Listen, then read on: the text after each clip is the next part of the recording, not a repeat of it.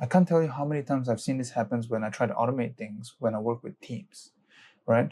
What they tend to do is they know what they want to automate, they know they need to speed up their workflow, they know that machines or code can help, but they never get anything done.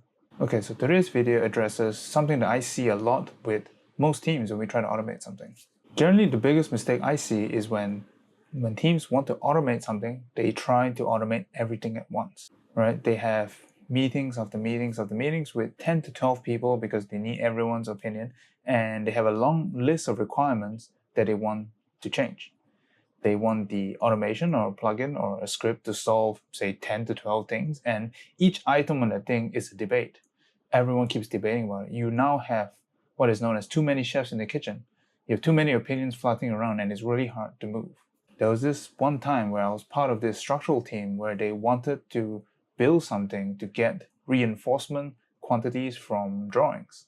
Now, you don't have to know what it means. You don't have to be in the structural space to understand that. But I was part of meetings where we had 10 to 15 people per meeting. They lasted 1 hour, and we had them for almost 6 months on a weekly basis. And after each meeting, we always had more questions than we had actions.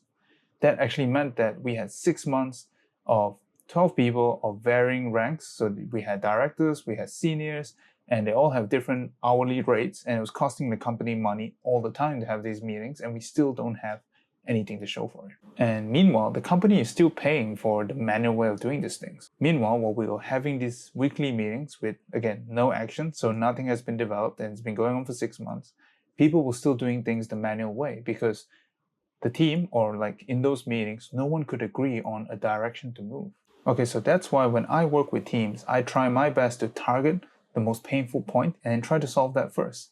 Even if everything on your list or everything in the big 12-item list is painful, I would try to steer towards what you know the most. So for me, because I'm an engineer, I would go towards the engineering problems that I find the most painful. I'll go and speak to different people, interview them about what's the most painful point, and then start from there.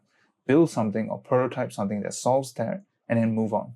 Right, so I'll take something that's already built to those big meetings, show them what I've done, so show them the pain point that I've solved, and then move on again. So find the next most difficult thing after I solve the first most difficult thing.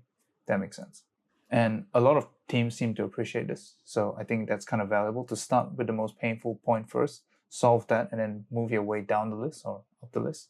And the idea is that you just want to start. You want to start with some momentum, and a lot of it is about getting something real that you can use to show people and then get feedback on it, right? You can test your assumptions that way. And if you can actually show them that you have solved at least one problem, they will have a better understanding of maybe what the tool should be doing for the rest of the points. Because if not, you're just debating about what could be instead of actually doing the work itself. I find that making something concrete and solving that first most painful point also helps de-risk the entire project. What I mean by that is talking about things or talking about what automation should do is very easy, but actually building something and putting that in people's faces, that will actually show that maybe some of the assumptions that people have are wrong, or that will actually help sort of people visualize how the solution is actually meant to be.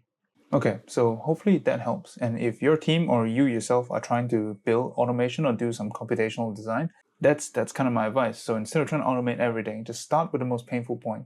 Start from there, solve that first, move on to the next painful point. That may be controversial to say, and people may have different opinions of that, but just start somewhere. Build something so that people can see, people can use, and it already becomes useful, right? Regardless of any debates that you may have later. Okay, that's it. Thanks for watching.